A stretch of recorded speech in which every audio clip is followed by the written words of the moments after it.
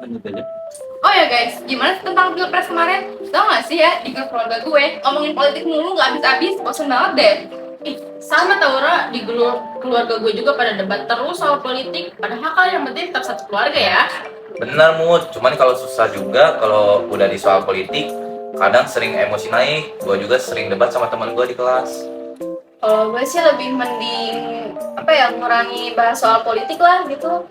Soalnya ya capek juga gitu ngedengerin orang debat gak jelas. Nah, setuju banget gue, Cek. Kadang orang-orang suka debat di Twitter kayak gitu daripada jadi solusi nyata. Bener sih, lebih baik sih kita kan memperbaiki hal-hal diri sendiri aja gak sih daripada hal-hal yang nimbulin konflik itu. Bener Ra, tapi kita juga nggak boleh acuh sama isu-isu politik. Tapi debatnya dengan cara yang positif.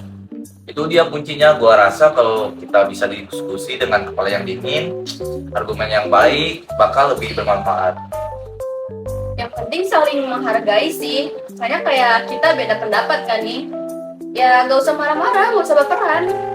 Ya, nggak semua pandangan juga buruk, karena kita juga bisa belajar dari perspektif yang berbeda-beda. Setuju. Ya contohnya kita aja berlima nih. Kita kan beda-beda pandangan, tapi kita bisa kok ngobrol santai gini. Iya, makanya gue suka ngobrol sama kalian. Rasanya lebih terbuka dan saling ngerti aja gitu. Tapi gue rasa politisi juga harus mulai dari contohnya dengan yang baik. Kalau mereka aja sering provokasi, ya wajar kayaknya ke bawah suasana. Bener, Meg. Pemimpin juga harus lebih teladan sih. Kita juga sebagai masyarakat harus lebih kritis gitu. eh, jangan sampai kayak gampang terprovokasi lah. Nah, jadi intinya kita harus saling menjaga persatuan dan integrasi supaya tidak terjadi disintegrasi. Dan pilpres juga kan udah lewat, jadi kita harus bisa move on dari pilpres kemarin. Iya, bener sih. Ya semoga aja ya polarisasi ini bisa lebih berkurang dan kita bisa lebih kompak lagi. Amin. Tapi yang penting mulai dari kitanya sendiri dulu sih. Kalau kitanya kompak, semoga aja bisa nular ke yang lain.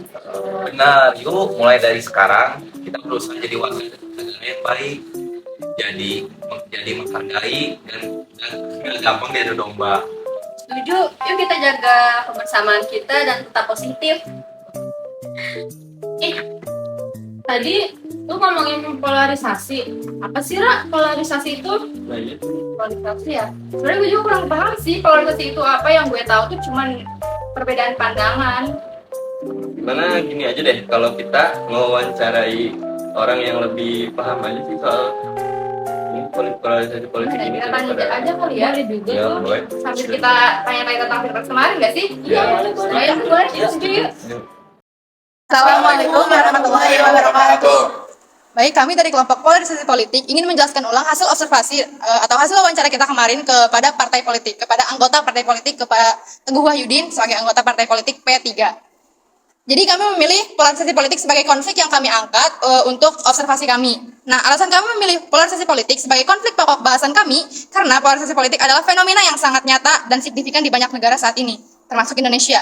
Dengan menjadikan ini sebagai konflik yang akan diobservasi dapat memberikan wawasan tentang bagaimana masyarakat terpecah belah dalam pandangan politik mereka yang berbeda. Bagaimana cara suatu lembaga politik untuk mengurangi dan mengintegrasi masyarakat untuk mengurangi fenomena ini dan dampaknya terhadap kehidupan sosial dan kebijakan publik. Setelah ini akan diperlihatkan video wawancaranya. Pertanyaan pertama, bagaimana Anda mendefinisikan polarisasi politik dan bagaimana tanggapan Anda mengenai fenomena ini?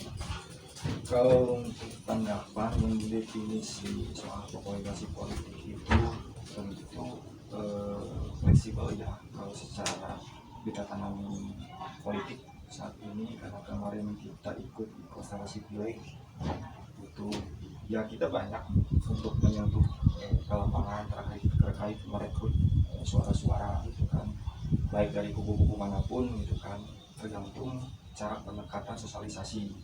Ada dengan cara kita bersosialisasinya bakti sosial, baik dengan penyentuhan secara personal gitu kan, yang jelas bagaimana caranya kita menyatukan juga menjadi sebuah satu suara untuk pendukung kepada si acara politik apa namanya tuh apalagi nih, politik sosial, terus dengan pendekatan gitu kan pribadi, ada juga dengan secara pragmatis. Jadi untuk merangkul dan meraih suara itu sendiri juga kita harus fleksibel melihat segi masyarakat itu sendiri, bagaimana cara kita membantu.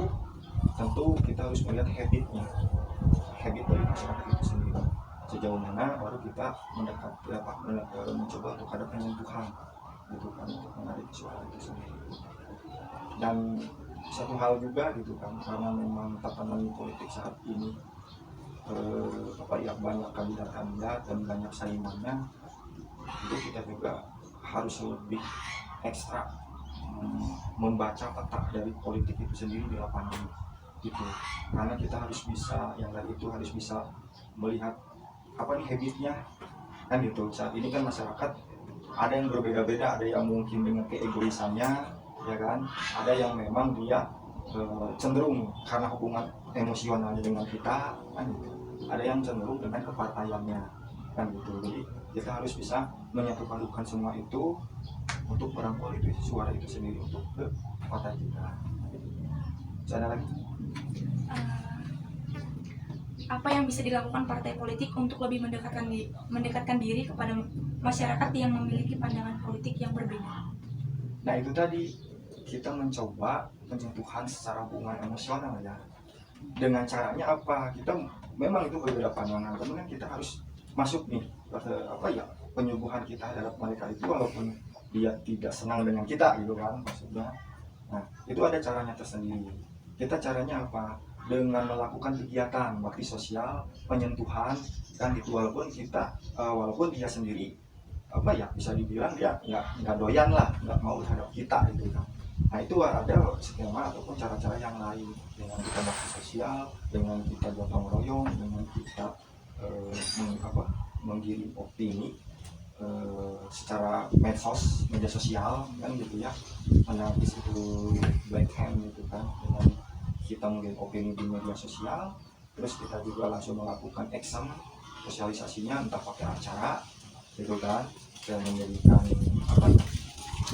misalkan panggung, ada artis, ada apa gitu kan, itu untuk merangkul daripada yang itu tadi, yang tidak pro lah ataupun tidak senang dengan perbedaan pandangan politik gitu kan terhadap kita sendiri gitu kan. Nah kita harus menyesuaikan, makanya itu ada kata-kata fleksibel aja, yang penting kita harus bisa merakyat, bisa menyesuaikan pandangan-pandangan mereka terhadap kita. Akhirnya kita bisa menyatupadukan pola pikir mereka itu sendiri terhadap kita gitu kan. Gitu mungkin.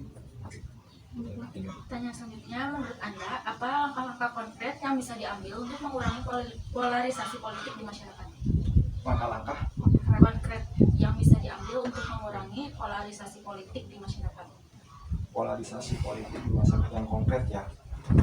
Ya tentu kalau berbicara itu sendiri, dengan misalkan mengambil langkah-langkah konkret itu, ada yang namanya skema atau peta politik gitu kan, untuk lebih konkret lagi gitu kan terkait polarisasi kan.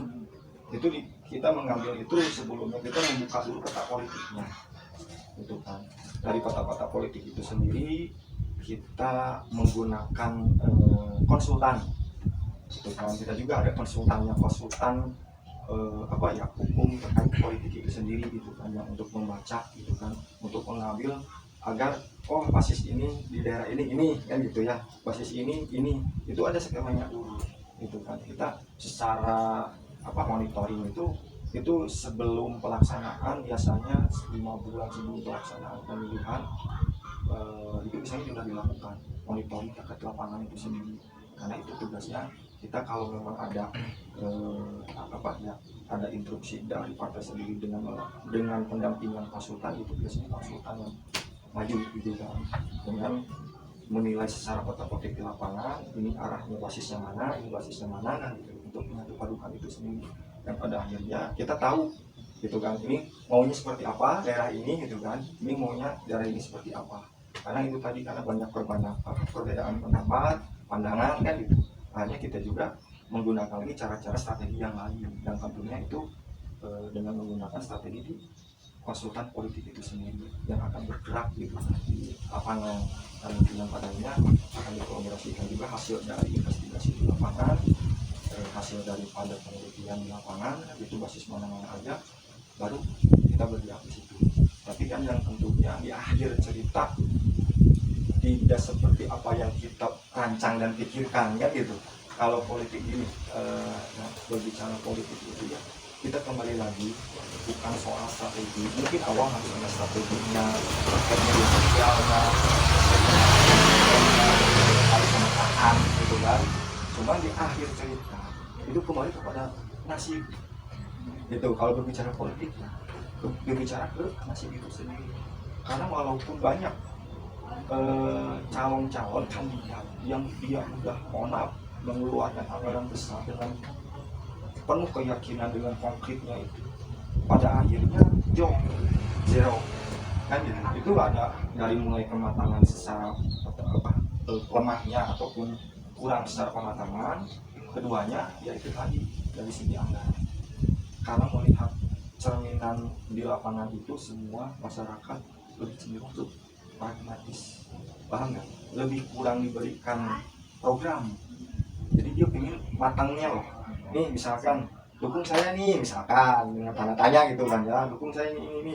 Dia lebih pengen real gitu ketimbang kita memberikan masukan ataupun asupan gitu kan, program-program gitu. Jadi kebanyakannya ya sulit gitu kan untuk melihat akhir ceritanya gitu kan, akhir dari pemilihan itu sendiri. Dan itu kembali lagi mungkin satu ke strategi, dua kepada masyarakat, ketiga yaitu tadi terkait nasibnya itu sendiri gitu kan. Jadi itu langkah-langkah dari politik ini perlu pematangan gitu kan, perlu yang memang secara signifikan benar-benar matang, makanya harus di-prepare gitu kan dari setahun sebelumnya ataupun 2 tahun sebelum masa kampanye itu terjadi gitu kan. Itu harus benar-benar matang. Itu mungkin. Selanjutnya, bagaimana peran politik dalam meredakan polarisasi politik dan memperkuat integrasi masyarakat? Meredakan. Ya. Nah itu tadi ya. Balik lagi gitu kan, menyekat istilahnya meredakan, menyekat isu-isu dari isu medsos ya, menepis daripada isu selain dari medsos juga isu yang liar lah, yang jelas black hand bisa disebutnya, perbuatan-perbuatan yang lain gitu kan, yang mungkin kan namanya di politik ada yang namanya oposisi juga ya, tentu banyak pelaku. Nah, cara untuk mengaduk-adukannya gitu kan ya, kita balik lagi pendekatan gitu kan, kita membuat strategi dari segi isu yang positif secara medsos gitu kan, terus naikkan kegiatan-kegiatan kita, terus kita juga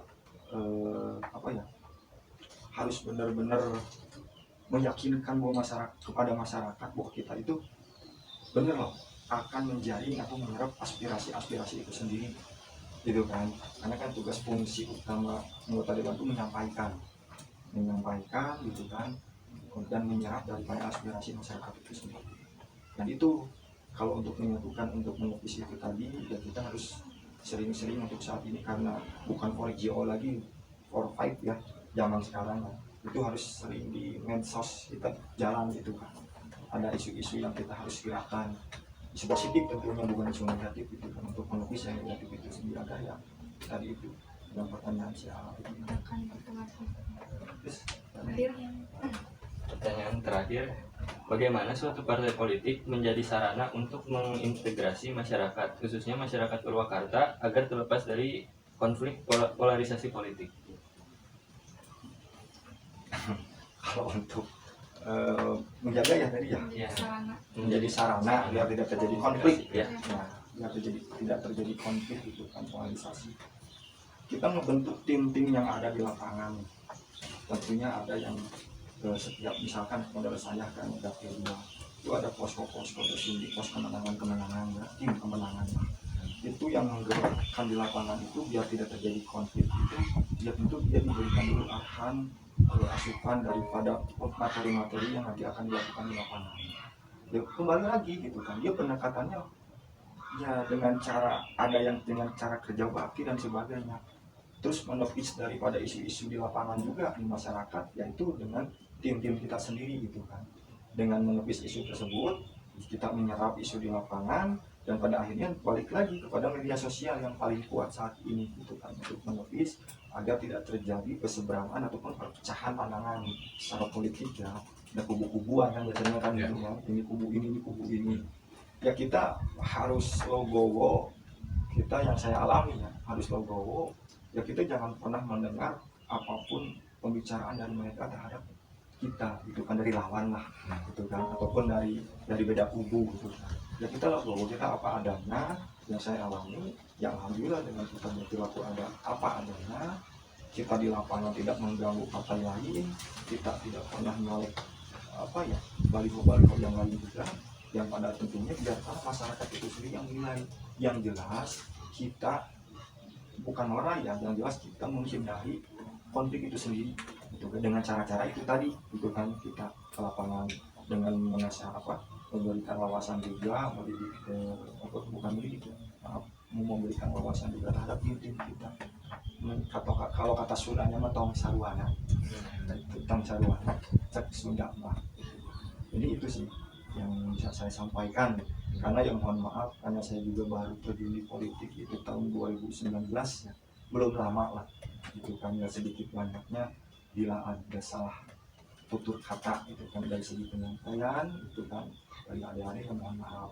Yang jelas itu yang saya alami gitu kan selama perjalanan politik saya kemarin di kosan sipil gitu kan, legislatif ke anggota dewan DPRD Kabupaten Purwakarta itu. Mungkin ada lagi itu aja. Ya cukup sih. Terima kasih banyak atas waktu dan ilmunya. Terima kasih banyak, sama-sama. Ya, dan Dari hasil wawancara tersebut, serta dengan mencari beberapa sumber lain seperti internet dan lainnya, kami dapat menyimpulkan bahwa polarisasi politik adalah kondisi di mana masyarakat terbagi secara tajam ke dalam dua atau lebih kelompok dengan pandangan politik yang sangat berbeda atau bertentangan.